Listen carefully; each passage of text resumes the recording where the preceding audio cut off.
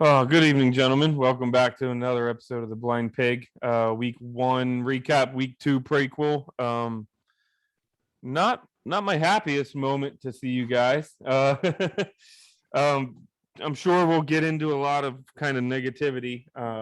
One thing I was talking to John about as we do this pod, what I thought the best approach would be kind of a vent session, and then we see if we can't come up with something a little bit positive after yesterday's result. Simply because I don't know if I just want to be negative all the time. There's not very much. Well, we can get into that a little further. Then we can dig into the Giants. Time for that the rest of the season. Right. Yeah, exactly. Then we can dig into the Giants a little bit and see what we're looking at. Sorry for the flicker. I'm watching the Ravens game as we speak. So without further ado, I guess we can dive into this thing. I know John's got a lot on his mind when it comes to what we did yesterday. I've got quite a bit on mine. I'm sure Bob and Paul are just going to burn it down while we're at it. So, John, instant react. I told my wife it's a good thing that we don't do these pods like right after the game, because I swear to God, I would have sounded like Sam Kinison back from the dead, man. We might get higher ratings. We might have a vent fest, but I'll just throw a couple things out there because I don't want to. I think we saw the same thing, so I don't want to steal all the talking points. But one thing I want to say just up front is I thought there was something wrong with Fitzpatrick right out of the gate yesterday. He just didn't look right to me. And I mean, I know it's his first NFL start as a starter with a new team and everything else, but I thought his throws did not look like Fitzpatrick throws. Like he didn't have any velocity on them. I saw a crazy Twitter rumor today that he hurt himself at a water slide. Apparently a bunch of people saw him hurt himself, like slam his hip into a water slide wall. I don't know if it's just crazy conspiracy stuff, but apparently multiple people have reported that. So I just wonder if he wasn't already banged up before he got hit. So I was worried about that even before he went down. I heard of a lot of people trashing the rookies today, including your man crush from Canada, Paul. But I here's the thing: you start rookies are going to rookie. You put them out there as starters against some really good opponents, they're going to struggle. Cosme's really struggled. So I'm just not going to jump on that bandwagon. It's like, look, I mean, it doesn't matter who it is. If they're a rookie, we don't know who they are, and we're not going to know who they are for a while. So just chill the hell out on that. That was one of my other takeaways. I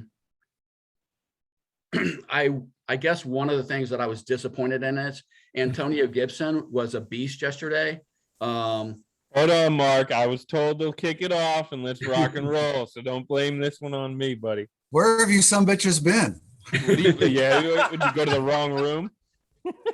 I'm not even going there. Oh my God, the lighting is awful. I haven't had a chance to prep anything. So what you see is what you get. So Antonio Gibson was a beast yesterday, and I don't think he deserves to be held accountable for the fumble. And it just happened to be in a time of the game and a position on the field that it killed us. It did kill us. But I just have to wonder, on a day when apparently they're shuttling players in and out of the locker room to get IV fluids all game long because of the heat. I have to wonder why we only handed the ball off 3 times to McKissick and Patterson combined. And I'm not making any excuses for Gibson, but I just think we went to him a couple too many times, and he needed to get spelled more than 3 times in the entire game. And then the last comment I'll make, and then I'm going to let you guys rip the defense apart. I saved that for you. I guess I was impressed that we had a game where Scott Turner called more rushing plays than passing plays. There were 27 rushes called to 21 passes. And especially when there was a chance of that game getting out of control because they were so effective passing, they didn't finish all those drives. But it was not a game where we normally would feel comfortable just sitting back and sticking with our game plan. But I thought he was actually pretty patient. I know Scott Turner is going to get ripped until we start scoring more than 16, 20 points a game. He's going to get ripped, and probably deservedly so. But I liked the commitment to the rush. I just wish they had involved more of our running backs. Actually, 3 of those rushes were from the quarterbacks, and I figured they were dropbacks that went wrong. So Probably, yeah. They were scrambles. They were broken Yeah, so pocket it was- rush. so it was I didn't see 24 a to single 23. called quarterback run, not one. So it was a dead heat, 24-24 as far as the play calling was concerned, which, John, for the record, impressed me as well. I was stunned to look at that box score. The problem is when I looked at that box score, I realized that we had exactly one more offensive snap than Herbert had pass attempts. One. Herbert threw the ball 47 times. We had 48 snaps on offense. Yeah. That you're never going to win a game like that. Yeah, they almost doubled us up on time of possession in the first half. It got a little better. So by the end of the game, it wasn't as horrific as it was early. But I mean, literally the defense was on the field about 2/3 of the first half. So that's not good. Yeah. And I agree with your statement about Gibson, except for he put the ball on the carpet after the defense had been on the field for how long? That was the first snap after that takeaway. He'd been sitting on his butt, resting, getting fluids, whatever it was he does on the sideline. I have a real problem with dropping the ball inside the 5-yard. I have a real problem with dropping the ball inside the 20. You know, I guess I'm old school, but I remember John Riggins with two hands on the football inside the 10-yard line on either end of the field. If he was going into the end zone, he had two hands on the ball. If he was coming out of the end zone, he had two hands on the ball. None of this loaf of bread shit.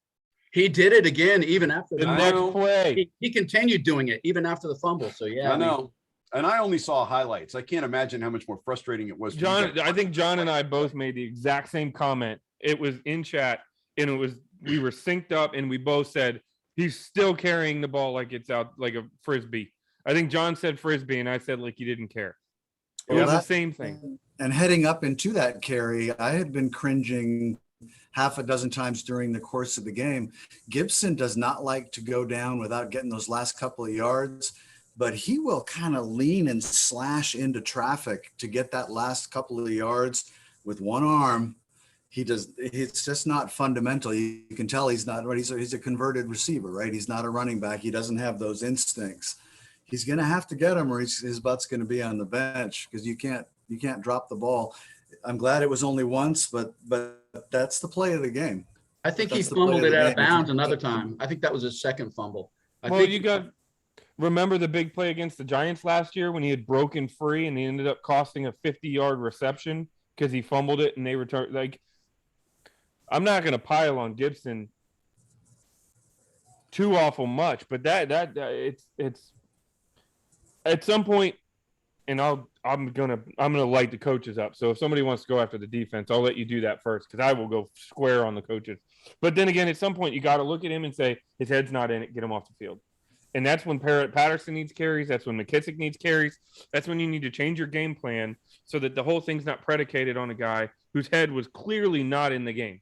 Yeah, and there would also be a nice spot for Brandon Scherf right next to him, who is still trying to get his head in the game.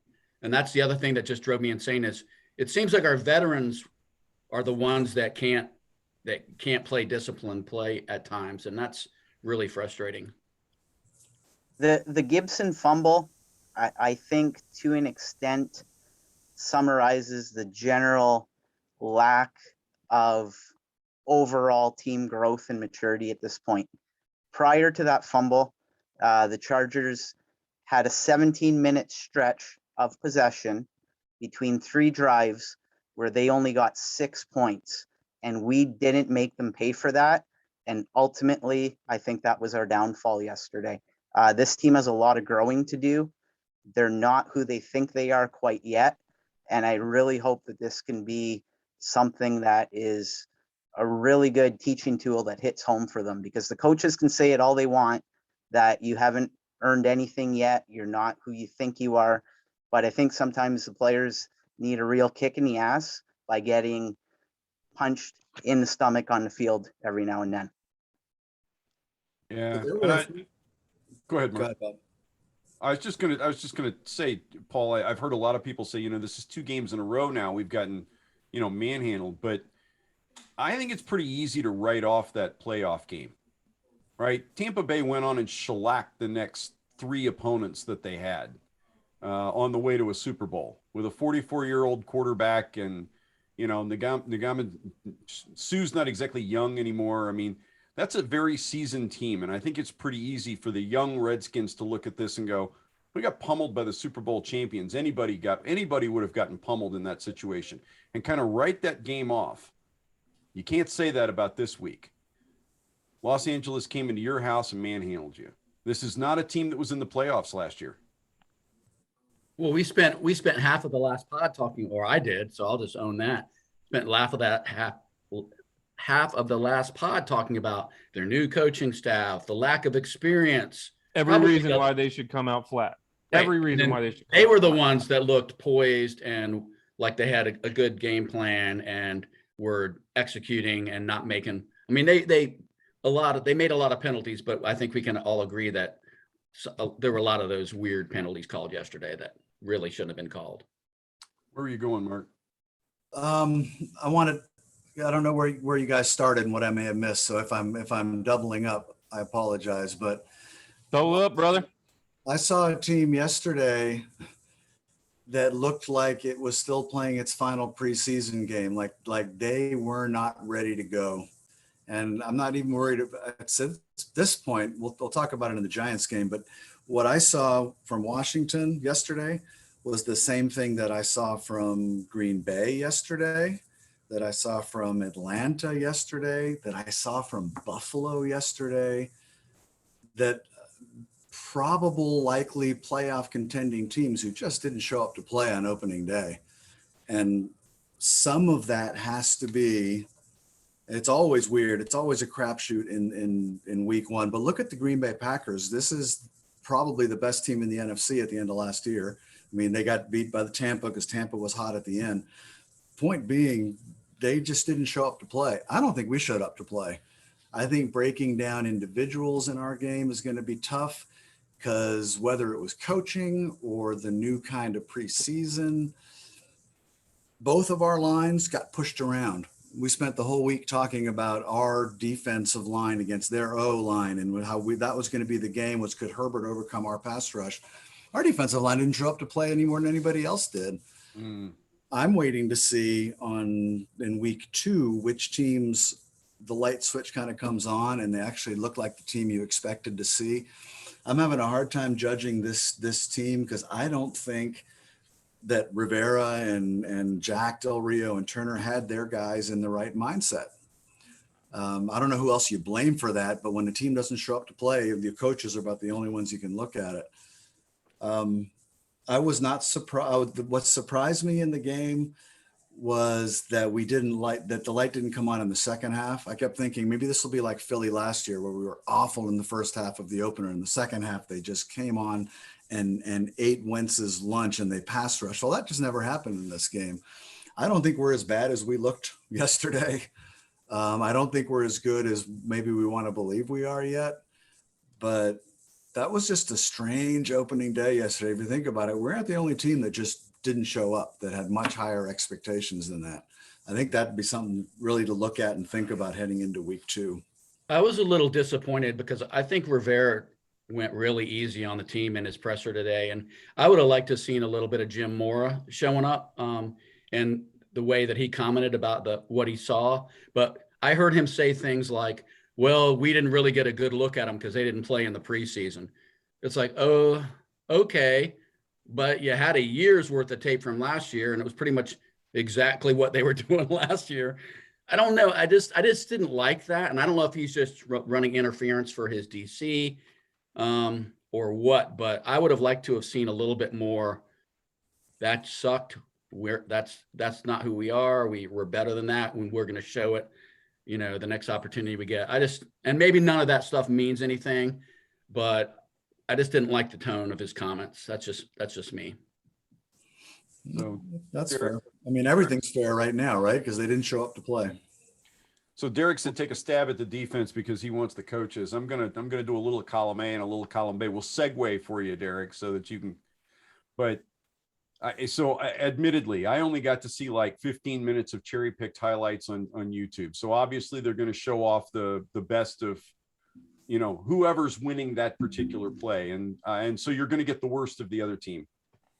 I saw a disturbing number of broken tackles, just bad tackling. You know, if we could just bring the guy down with the first guy, we were making contact as the ball got there in almost every instance.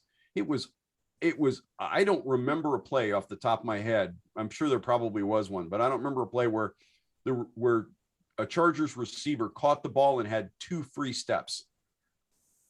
But they were always beating that first man. He got his hands on something and the Chargers were running through it. And there was one play where their running back carried like 5 guys. And the guy on top of the pile, when he hit the ground, was settled. Dude, he's a load. I don't understand how we can't bring a running back down with 5 guys on him and one of them being settled. I don't get that. And he got 5 yards with 5 Redskins hanging off of him, 5 football team players hanging off of him. It's never going to work. What? Football team players. You know, I'll figure something out. There'll be Washington players, you know, Not your burgundy fault. gold players. I don't know.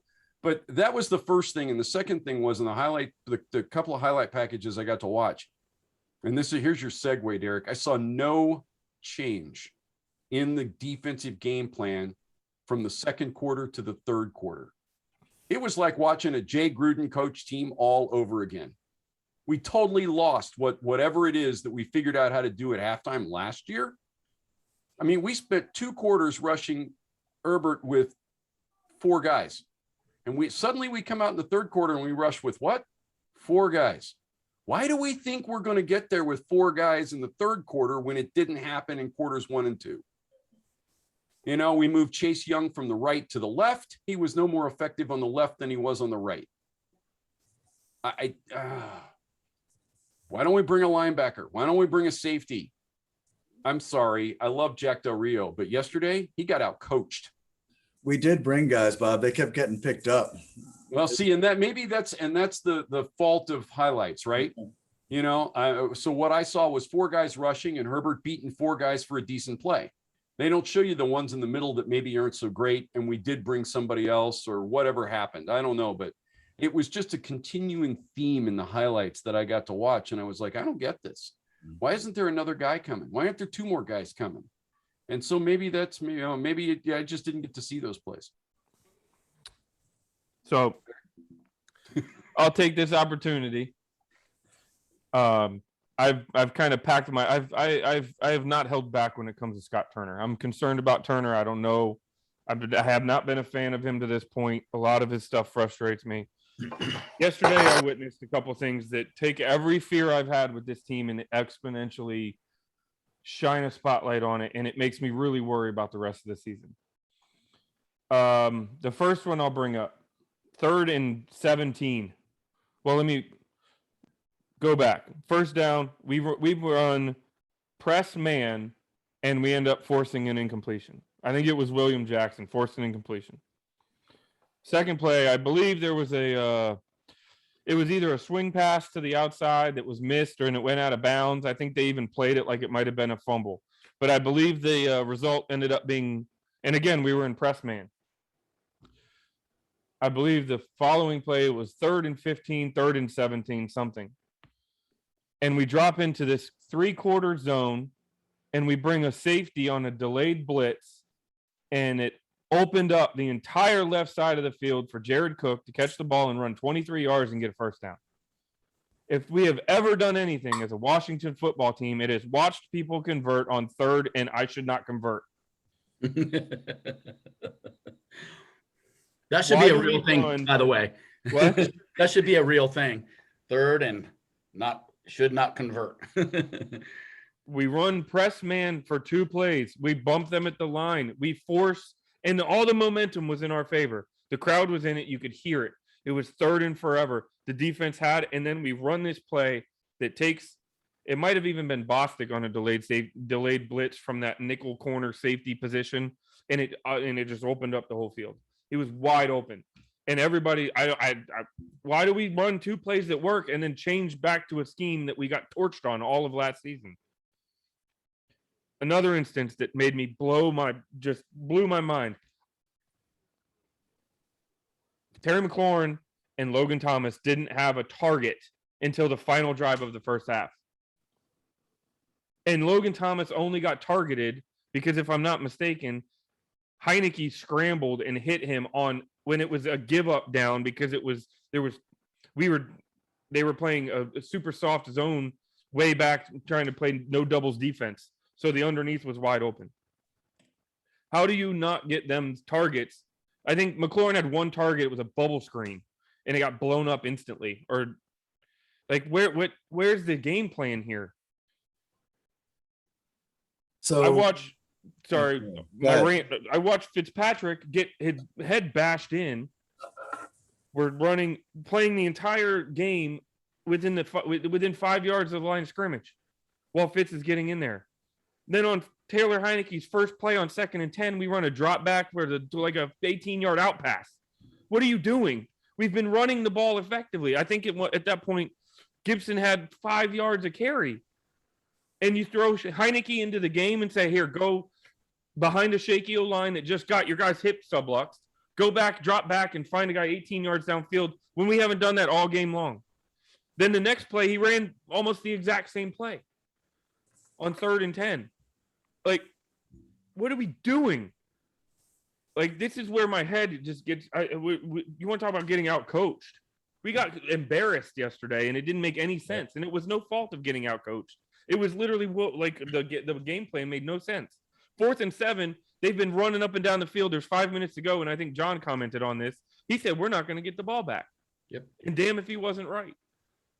You don't go for it there? Yeah, I know it's risky, but what do you got to lose at that point? Your defense isn't stopping them. You haven't proven that. Your offense hasn't proven that it's effective enough to mount. Maybe you get lucky. Heineke might be able to do something. You got your all-pro guard or jumping off false start when it's 3rd and 3 or 4th and 3, and you're driving. Where's the coaching? What are we asking these guys to do? what did Mike Tyson say about a plan? Everybody's got a plan until you get hit in the mouth. You get punched in the face. Well, I think Scott Turner, and I don't know this, Derek, but if I had an answer to what he's thinking, if it took about 2 series to see that our offensive line did not solve my preseason concerns about pass protection. Thank you very much. You know, old man Fitzpatrick is hitting the back, his plant foot, and he's got guys on him. He is not going to evade anybody. He's not going to move around and step up in the pocket. That's not who he is. I'm adjusting my play calling pretty quickly too. If I got to protect my quarterback from getting from getting his hip subluxated because someone's in his face by the time he gets to the back of his drop. That's another thing. Why is Cosme man-to-man against Joey freaking Bosa? Yeah, that turned out not to be a great idea. I had the same complaint when Alex Smith got his leg broken in half. J.J. Watt was man-to-man against our left tackle. There was no chip help. And guess what happened? They came on a corner blitz and he got crunched. Well, you know, they had their rookie on isolated against Chase Young, and that worked out okay for them. I think it worked all game. I think one of the scary things is, and I'm thinking about Dallas when I say this, is that one of the things we saw yesterday was that when we don't get pressure on the quarterback, our defensive backfield is really a scary proposition with good receivers and a good quarterback. He just ate us alive. I mean, we haven't talked about Justin Herbert yet. Did you guys talk about Justin at the not yet? No. But here's my rebut to that, John, is when we were playing man, when we were playing true line of scrimmage, man, the defenders, when they were in position, and still getting beat. Well, they weren't. The fucking ball fit into a hole this big.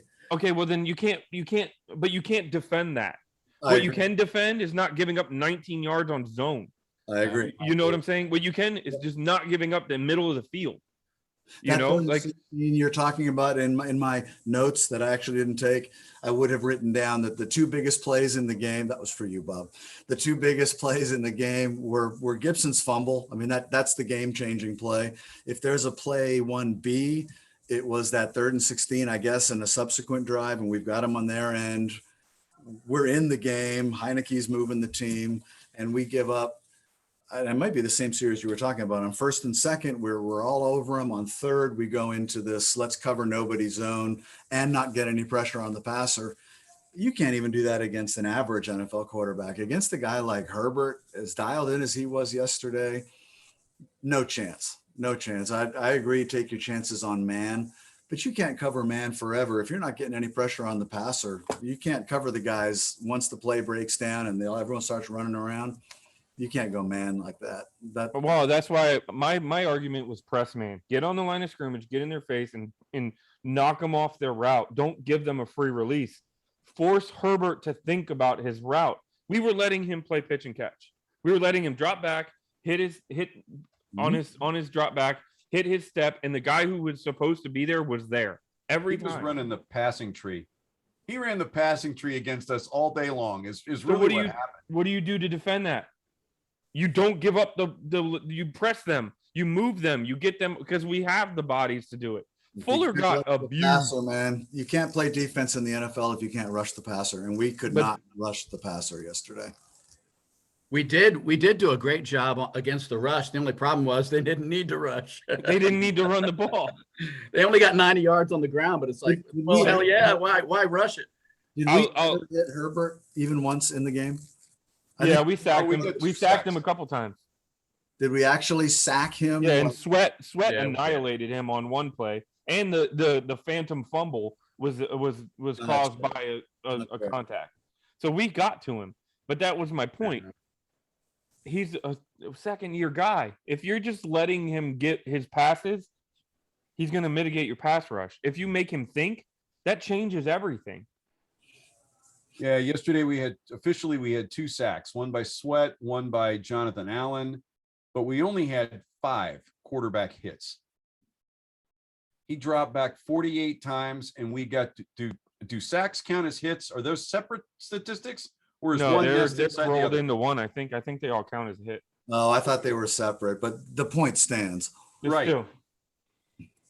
I mean, in terms of the coaching, to use an analogy, our coaching experience is like Vince Lombardi against Bronco Mendenhall. I mean, and no offense to Bronco Mendenhall, but you would expect Vince Lombardi to be able to scheme up some surprises and to be able to outmaneuver the opponent, not the reverse. So that was just very disappointing and frustrating. Yeah. Derek, when I listen to the frustration and the anger in your voice, is it that obvious? Somewhat. I'm listening to all this, and I'm listening to the back and forth, and I don't know why this is the case, but it doesn't matter who the coaches are. It doesn't matter who the players are. It doesn't matter what we do, but everything we're talking about today, I can make you the argument that we were talking about the same things 2 years ago, 5 years ago, 8 years ago. We're losing in a fashion that is very eerily similar to what we've always done in the past. We stink on third down defense. We're making costly penalties at the most inopportune times in the ball game. We're creating costly turnovers, or having costly turnovers, I should say, on our part at the most inopportune times as well. And we don't stand tall when it matters. It is the same script being played out every single year. I'm not sure that's a Washington thing, Paul. I think that's a bad football thing. Yeah. I think they're saying the same things in Green Bay today and in Atlanta today. Well, we turned the ball over. We couldn't get pressure on the passer. What the hell were we thinking? That's what bad football looks like. Yeah, but those two cities aren't saying they've been doing it for 20 years. Yeah, well, we've been bad. That's what they're saying in Detroit right now. They've been bad for a long time too. I guess I'll finish it with this point: is that the argument I've been as critical as I've been of Scott Turner. The argument I've consistently heard is he hasn't had a quarterback. You could argue he still doesn't have a quarterback. We don't. Well, maybe we'll find out starting Thursday night if he's got at least a competent quarterback. But again, the mind-blowing thing with not throwing an 18-yard pass until you're fresh off the bench, young quarterback comes in to replace somebody on injury on second down, and some of the other things, I look at it and I say, how are you getting over the fact that you don't have a quarterback, and how are you setting that quarterback up to succeed? I agree with you. It'll be tough to call plays when you you know the limitations of your quarterback, and you're seeing the limitations of your offensive line to give your quarterback time to read downfield and maybe throw a 20-yarder. So why do you have Taylor Heineke throw it on his first play in the game when you've been running for 5 yards a pop? Well, maybe what we don't know is he may have had that same play called for Ryan, but Ryan didn't pull the trigger or he was too slow in the read. One thing I'll say about Taylor, he's not afraid to let it go. He throws it. Oh, I know, but that move. was my point. Is you're running 5 yards of carry, and then his first play in the game, you drop him back and you throw it downfield instead of Well, we saw that last year with Heineke. running it 5 yards of carry. When Heineke came in to replace Smith late in the year last year, the same thing happened. Instantly, he starts going down the field. I'm not sure they were calling different plays. I think Right. Taylor's taking the shots. He's throwing the ball downfield where the other guys weren't. We didn't see enough of Fitzpatrick to know if that's the case or not, but that's my theory until I see a better one. All right, So so guys, before we talk about the Giants game, I think we need to acknowledge one huge positive from yesterday. And I was that's about to that say, none let's of stop us- the train wreck. none of us had any poop rain down on us from above. That's So true. That's true. I'm thankful for that, although it did feel like it was coming down at times. But, Yeah, that was pretty bad. All right, so let's real quick, run the table. Is there anything you saw that you thought was that you were intrigued about, that you liked, that you thought was good? I thought Jackson showed some spark. I thought Cameron Curl played hard. I thought individuals. Yeah, Curl was really. Of course, they sat him down. They pulled him out of the game in the second half for a He long played time. less than half the snaps. But I thought those two played really well. I got nothing else after that, really. I think Hopkins did a good job. I know he missed a 50-plus yarder, but I mean, Yeah. if it weren't for Hopkins, if Hopkins were the kicker that people make him out to be, that we wouldn't even had a chance even at the end with, minus some mistakes. So Our special teams yesterday were probably our strongest unit. Like you said, John, Hopkins made some key kicks. People don't agree with Rivera's decision to punt the ball late in the game, but the fact is that Tressway did what he was supposed to do in that situation. He pinned him down, I believe, inside their 10. And DeAndre Carter showed some pretty good decisiveness and, didn't really waste any time on a lot of his returns and got upfield. All in all, I think that the special teams unit was fairly solid. I thought Holcomb played well too. I think Holcomb is solid linebacker. You just need some damn help. We pinned him inside the 8 and then promptly gave him 10 yards back for a holding call on the punt return. That's true. So, they were right back out to the 18. That's not Tressway's fault, but that is the special teams unit's fault. I came away yesterday again, much like I felt about the Tampa Bay game last year, and that's Taylor Heineke can play ball. The kid can ball. And I don't know if he's got all the physical tools or not, but he's got the attitude. He's got that, I don't know, for me, he's got that it something or other, right? And I think we all struggle to put our finger on, what's the difference between a guy that's got all the physical tools and a guy that, wins. Tom Brady wasn't always the guy with all the physical tools. But he was never the guy with all the physical tools. They showed some pretty compelling graphics the other night during the game about how he's worked on his release and his release now at 44 years of age is faster than it was when he was 24 years of age. And he throws the ball with the same level of velocity. So the guy's doing something right, but Heineke makes a decision and goes with it. Right, wrong, or indifferent, he simply pulls the trigger. And there is something about a guy in the NFL that just makes a decision and does something, because I think it's incredibly easy for quarterbacks to overthink the play. And some guys with some great tools never really make it because they can't speed up the thought process. And Heineke played fast yesterday. And I like that. I like that. I think John said it in chat. If Heineke starts that game, we don't lose that game. And I agree with that statement. I think you're absolutely right. Or we may lose it, but the ending's a little different. Instead of taking the kneel down, the Chargers are having a drive to make a go-ahead score. But I think we put points on the board earlier in the game if Heineke's playing, and I think we put more points on the board. Not just field goals, but maybe a touchdown. The players respond to him, and I don't know why. I don't know if they just I really can't tell you why, but you can see it. The minute he goes in the game, you can see it. So, and for whatever reason that is, that's a huge plus. I mean, I'm both afraid to see what's going to happen over the next 6 weeks, but I'm also intrigued. So I don't like people that say he's not a starter. Why isn't he a starter? Who the hell says he's not? I mean, maybe he could be. I don't know. They said it for a year about Kurt Warner. Now he's in the Hall of Fame. So I can't let this go without touching on Herbert. I was talking about Herbert last week, and I'm going to talk about him again briefly right now. We lost by 4 points in a game that arguably on Gibson's fumble may turn out to be different. We may actually win a game, but we lost a close game to a guy who I think right now is the best passer in the NFL. From what I saw yesterday, I don't know how closely everyone was watching, but this guy, whether his receivers were covered or not, whether it was 5 yards downfield or 28 yards downfield, was putting the ball. It was perfect. It was absolutely perfect. I don't think he missed a pass all night. That's not normal. That is not normal. Our defense, even when we had guys covered, Aikman used to do that every once in a while. Montana used to do that every once in a while. You don't see that kind of accuracy very often. And what he did yesterday was special. I keep waiting for someone else to talk about it. And maybe it's just me, but they lost to a phenomenon yesterday. That guy was playing a level of straight pocket passing that you just don't see. We're not going to go against that every week. We're not going against that again with the Giants. No. Good segue. One play stood out for me, and it was in the highlights. It was a great plan. I forget how far it was, but it was 20 plus yards, I think.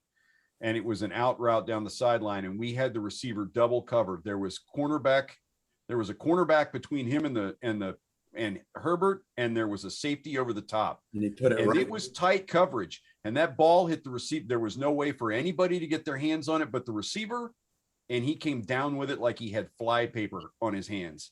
And I mean, it was the perfect ball. And Bob, he did that all day long. I kind of figured that watching the highlights. It was unreal. So before we move on, I got to throw out a positive. 2 positives, 3 positives. 1, Terry McLaurin is still Terry McLaurin. Mm-hmm. That guy has concentration levels that is unknown to humans. That catch on the sideline. That catch might be one of the catches of the year. How he came down with that, I have no idea. And then to do it and still land in bounds, I don't know. How that guy doesn't get 15 targets a game, I don't care who's covering him. And then he got up and flexed. It was awesome. Yeah. Logan Thomas is still Logan Thomas. Throwing him the ball.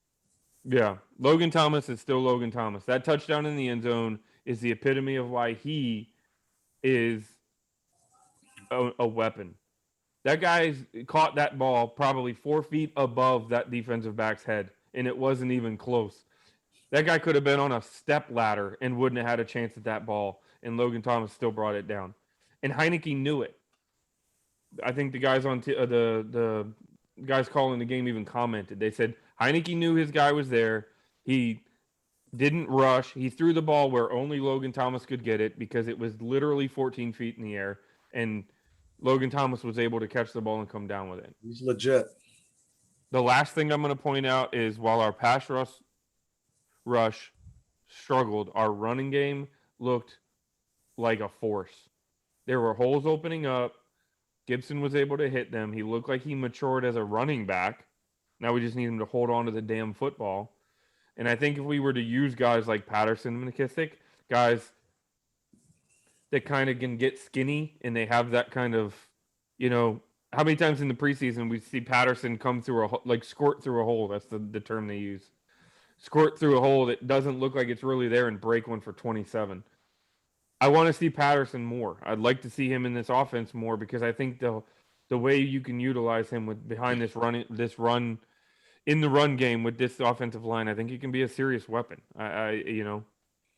Not that I'm saying that Gibson can't get it done. He just needs to learn how to hold on to the damn ball. But I want to see what Patterson can do with 8 to 10 carries, on 2nd and 4. On one of those pass play, but they could run the ball, so the defense doesn't know how to do it.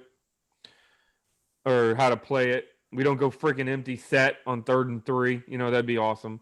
But I'm interested in seeing how this these running backs evolve and this run game evolves. I think it can be a weapon. So, Paul, you got any positives other than the special teams, or is that it?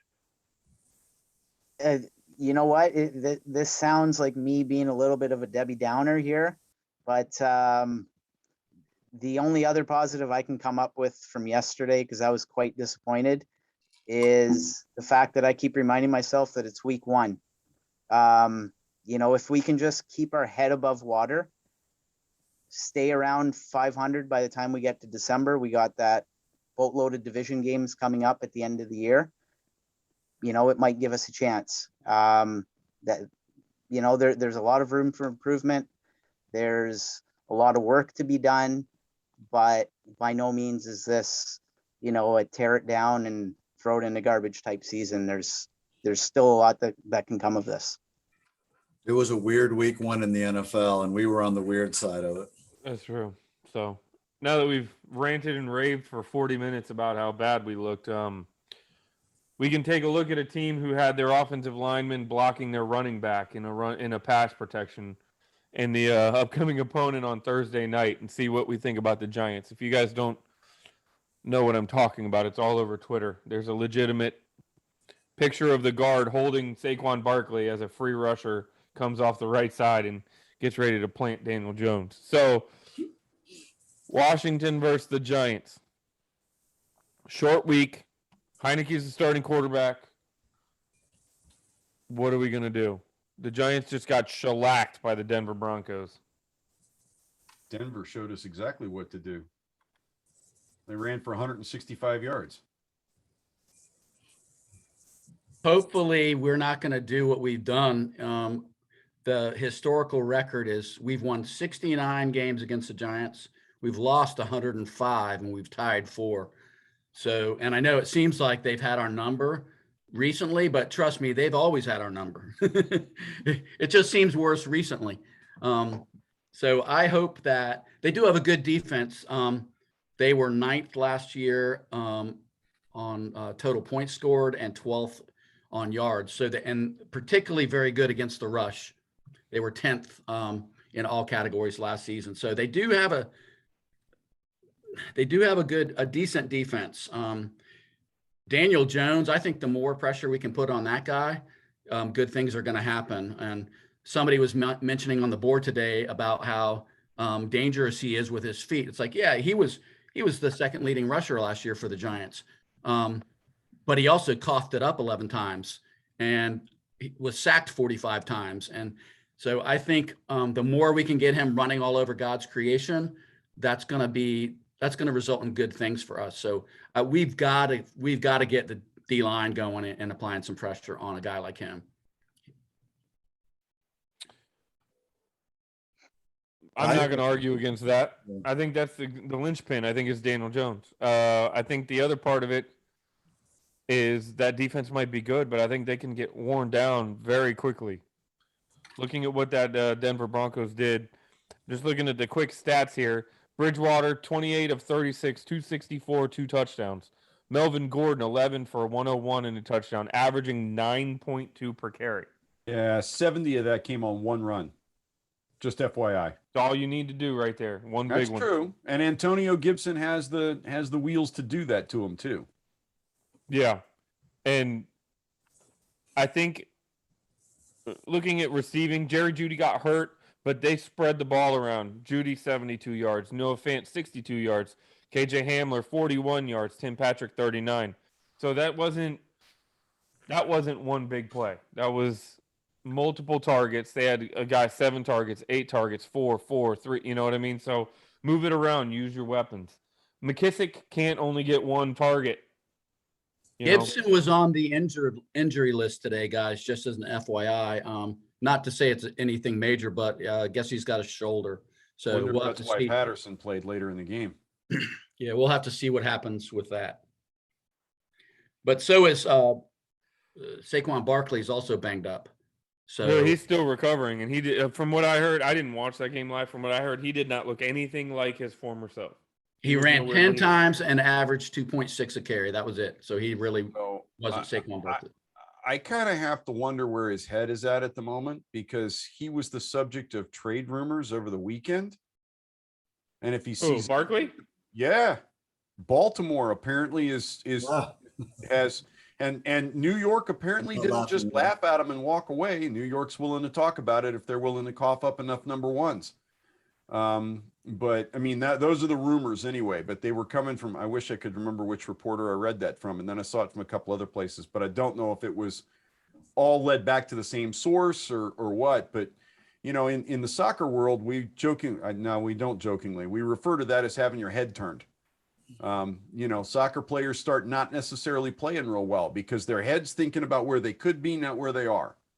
And maybe Barkley's thinking about being on a potentially Super Bowl contending team in Baltimore and not playing for the Big Blue. Just a thought. It'd be an interesting thought. There are two guys I want to see us focus on defensively when we play the Giants. I want us to make sure that Barkley doesn't decide to audition for the rest of the league against us. Mhm. To keep him to 3.5 yards per carry, 15 carries. Don't break long ones. Just contain the guy. Got to get pressure, obviously. The other guy is Evan Ingram.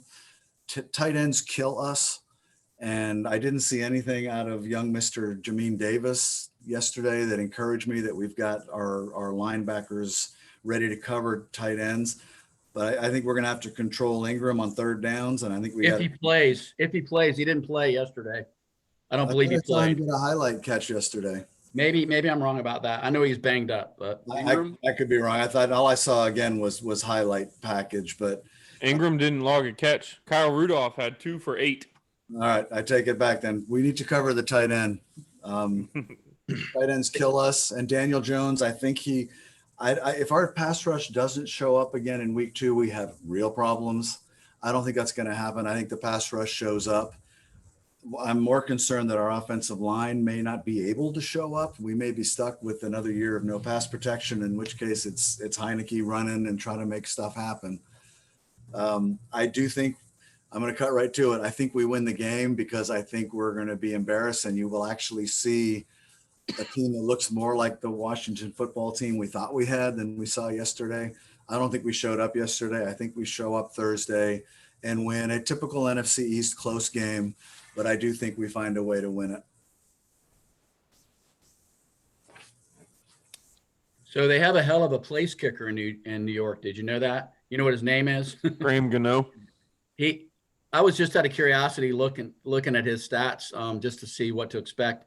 He only missed 1 kick last year from like 50 gazillion yards out. Perfect otherwise.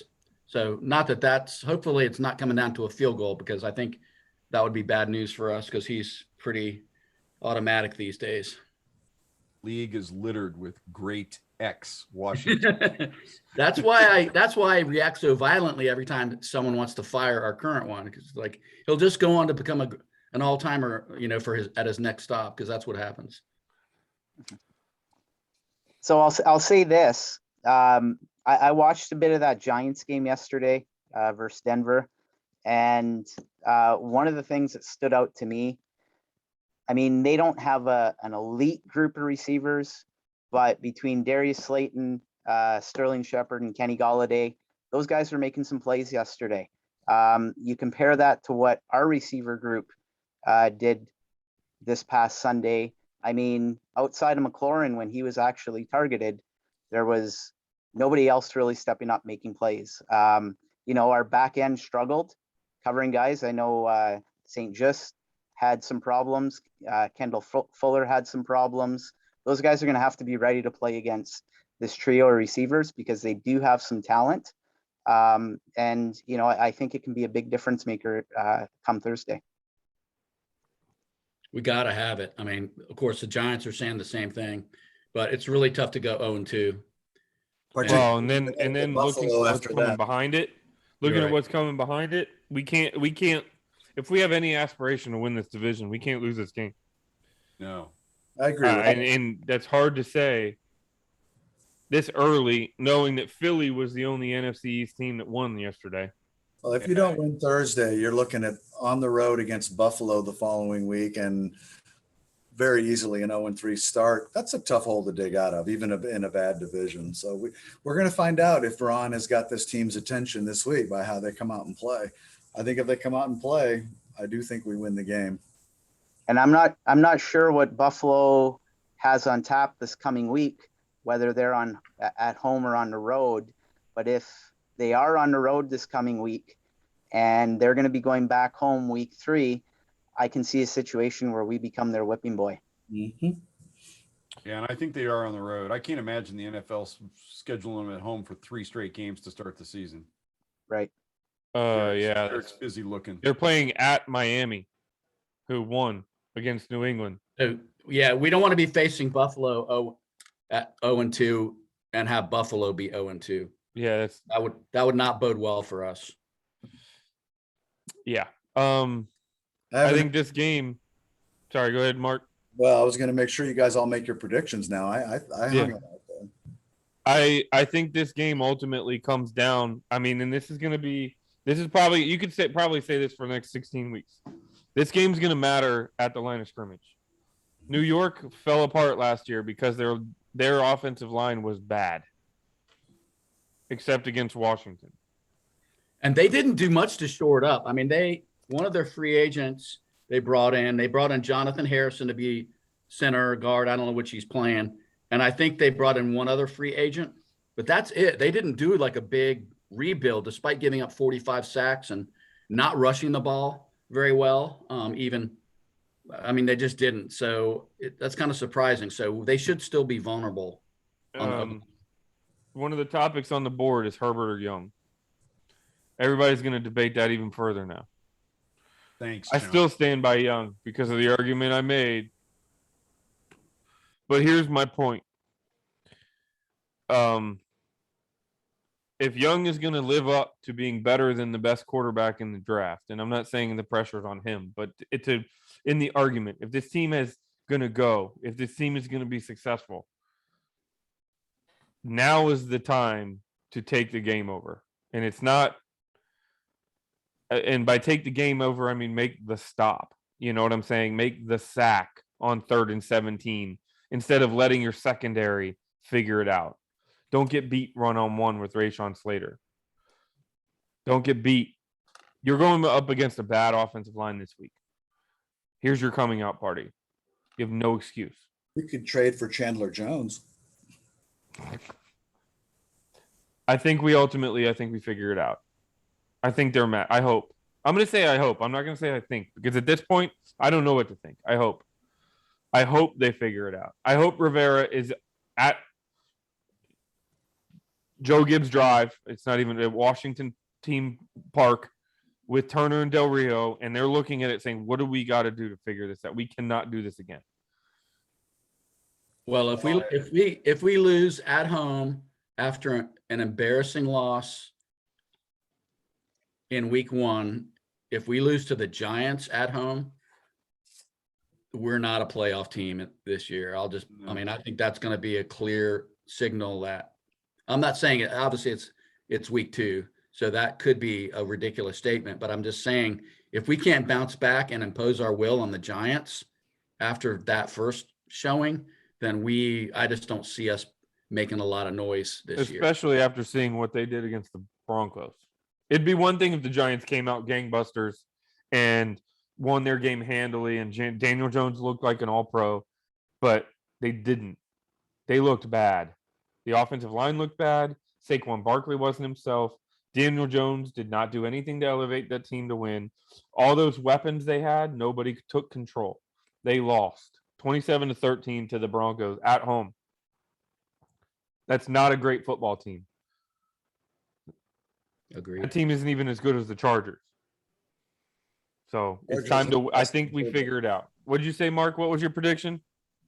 I haven't come up with a score, but I'm going to go like 24-19 Washington. I'll go 27-20. Why we score 27 points, I don't know why. I actually have no confidence it happens. That number just popped into my head. I'll be shocked if we score 27 points. And one point I do like to point out, If it wasn't for Gibson's fumble, this defense, as bad as they looked last week, only gave up 13 points. Mhm. Yep. I hate to bend but don't break. I That hope could- we stop that that. could have been a 4-touchdown loss yesterday. All right, Probably Mark, should have been a 24. touchdown loss yesterday. And to go with Mark's statement earlier, this weekend I'm looking for a Jamin Davis sighting. I he's got to, when he gets home Thursday night from the game, he needs to find Shaquan Barkley in his pocket. Or at And least if he pieces of doesn't- his jersey. And if he doesn't, I because want him to hang his knee on his rearview mirror on the way home. That's I realize that this is one game and how ridiculously early it is to ask this question, because it's kind of ridiculously early to ask the question, Chase Young or Justin Herbert, right? They've only played a year, and it's difficult to look at that. And although after Herbert's display yesterday, it's a little less difficult to look at it and make a decision. But there were a lot of really good tackles on the board when we took Jamin Davis. And we took Davis with a plan to take Cosme in round 2. And both of them disappeared in yesterday's game. Remember when rookies didn't used to start games? Very few. I mean, what? Daryl Green started, but I don't think Art Monk started, did he? No, hell no. now we know why. Yeah, now we know why. But Now we know why. They're not ready to play. Everybody looked at the Jamin Davis pick and went, he's a great athlete, but he only started for 1 year at Kentucky. It's not like he started for a year at Alabama, Kentucky. And then yesterday he had 2 tackles. But it's time to start seeing some flashes. He doesn't need to be great, but he needs to contribute. He needs to contribute, and against a poor offensive line, our defensive line should own them, and that's going to leave the running back to Davis. So I'm slightly more optimistic, largely because of our running game. I feel like our running game can do really well on a short week, where you maybe can't put the time in on the passing, side of the game as much. What if Gibson's not available? I'm just asking the question. I'm not leading the question. What if Gibson's not available? Do we still feel like we can run on him? Yeah, Yes. I think Patterson can run on him. I think Patterson can run on anybody in the league. He just, again, like Henneke, Gamer. he's a gamer. Yep. He's just a gamer. And then that's what I see when I see him play.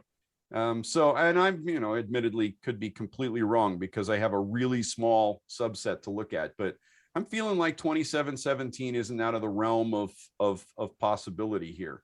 And it could be greater than that. I mean, as Derek pointed out, we really only gave up, I say we only gave up 13 points, and yeah, the fumble gave them the touchdown, but they drove the length of the field before they turned that interception over. So they were down there legitimately before we gave them the ball back. So The argument there is that when you get down inside the 10-yard line, scheme goes out the window and it's playmakers.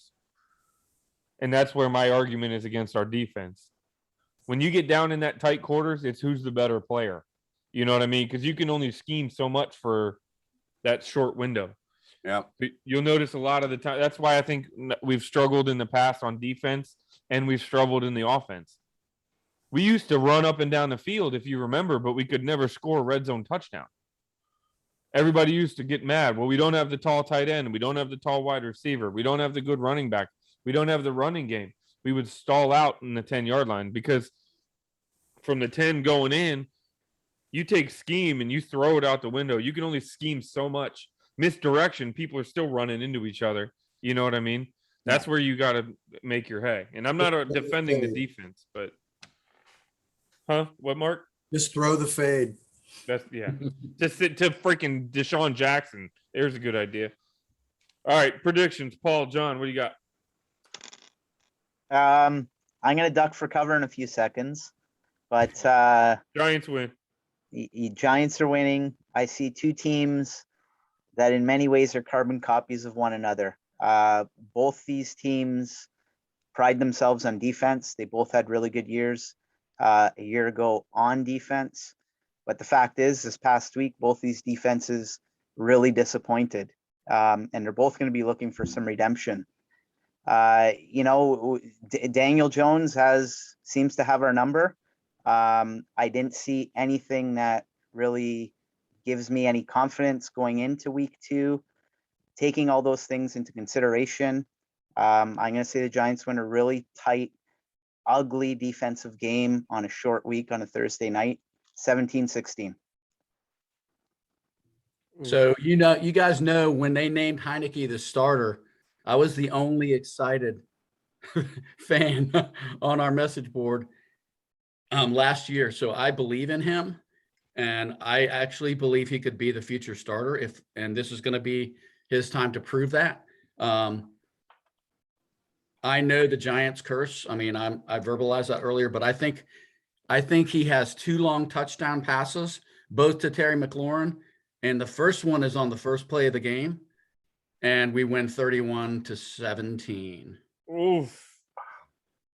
That might And I'm make fully me prepared to totally run around my front yard without a be shirt on humiliated. if we drop 31 on Thursday Night Football against the Giants.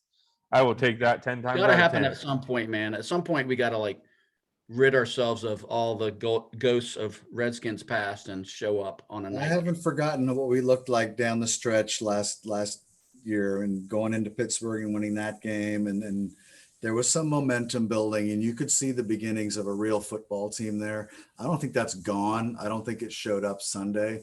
I'm gambling that it shows up Thursday night. I'm feeling like it will. If I'm wrong, we'll be talking about that next week. What did you say, Bob? For pride, if nothing else. I can think of 4 first-round draft picks that should have gone home with their tail between their legs last night. No, they should have gone on with shrapnel in each other from throwing crap around the locker room. If those 4 guys have the pride that I think they do, none of them are going to sleep well this week. Every meal is going to taste like gruel. Mm-hmm. All they want is the next opportunity to get on the football field. If they're the 4 guys I think they are. And for that matter, we could say 6, right? Because Ioannidis and Settle did not exactly cover themselves in glory yesterday. Nobody that played defensive line covered themselves in glory for us yesterday. So, there's a whole unit there that better not be sleeping well this week. Yep. I just want to finish and say if we play this same zone coverage, we're going to let Jones get that rhythm, and he's going to pick us apart. And I'm not looking forward to it. I hope. I'm so over this zone. We heard coming into the season, there was stuff floating around. They're playing more man. They're playing more press. They're playing at the line of scrimmage. They're getting physical. That's why they brought in Jackson. That's why they're moving Fuller inside. They like St. Juice because he's a physical guy. He's got the range. He's got the length. He can play that outside corner, and they can play this game. I hope we get a little angry. I am almost at the point where I'm ready for a D Hall moment. Give me a 15-yard unsportsmanlike conduct penalty because you get so mad you get in somebody's face on their sidelines and grab them by the face mask. You know what I'm saying? Let me see do some it of that. when it negates a defensive touchdown. Okay. Let me see some of that fire. Let me see some of that. I didn't see it yesterday. Somebody mentioned Mike Tyson earlier. Mike Tyson also said, "I want to eat your children." Yeah, so exactly. That's the mindset I think we need to have. It's not good enough to beat the Giants. We need to also eat their children. So I'm down with that. All right, boys. As frustrating and ugly as it was yesterday, it's always been a pleasure. If nothing else, just to get together and see you guys and talk a little football. So this is kind of cleansing. I feel better. Yeah, little vent situation. Yeah, cathartic. Over on our how long we go before we kill this podcast because we just don't even want to get on and talk about it anymore. You all take it. All right, boys. Thank you very much. Hail, gentlemen.